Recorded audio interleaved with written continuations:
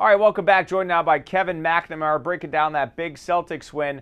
All right, Kevin, they came out gangbusters in the first quarter with Toronto seemingly have all the momentum after taking two in a row. Were you surprised to see the C's come out so hot tonight?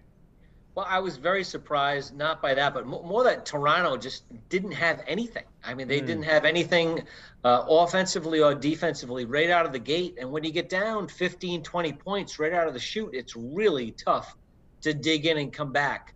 It's been a very odd series. Obviously, the Celtics could be up 3-0 if not for that last second shot, miracle shot by Toronto. And now, good for them. They dug in, and now they're up 3-2 and have a chance to close them out on Wednesday. All right, so do they have this mental advantage? We've been hearing about teams that are in the bubble that are on the precipice of getting knocked out. I mean, the stakes are high. It's a 3-2 series, but do you see Game 6 going this way or more close games like we saw earlier in the series?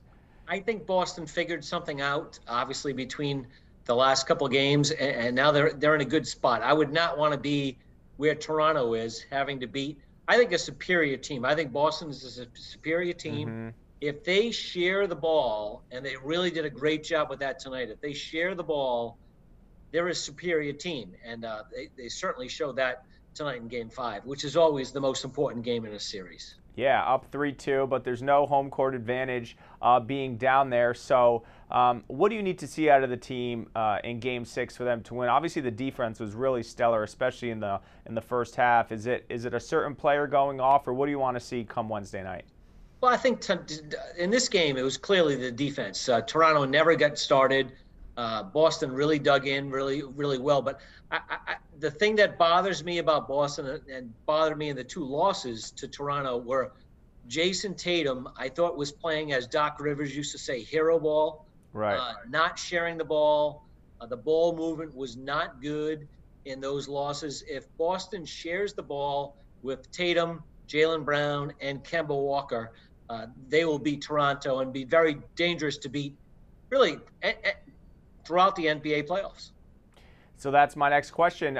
Did you see Miami wrapping it up with the Bucks? And that was a huge surprise because everyone was saying Milwaukee was the team to beat coming out of the East. Miami is red hot. Should it be Celtics Heat? What do you see in that matchup? I think it'll be Celtics Heat. It's really hard for Milwaukee to come all the way back. I've been impressed with the Heat and really surprised. I mean, obviously, it's really tough to watch all these NBA teams, but once they're in the bubble, you really get to see them. And I'm really impressed with Miami. Bam Adebayo is the most improved player in the league. He won that award. They surround him with three-point shooters. They're a very difficult team. Can't wait to see that matchup. Hopefully that is that matchup, and Boston can get to that spot. Yeah, the only bad thing is that it's in a bubble, and we're not at the TD Garden to witness it. You're not kidding. And I tell you, to see NBA games without any juice and passion is odd. I think we've said it last week. It reminds me of the Olympics, where a little bit.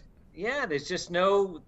But that said, I've watched a lot of NBA basketball, and the players are playing really hard, both in the East and the West. The games are really competitive, obviously, with the big exception being tonight.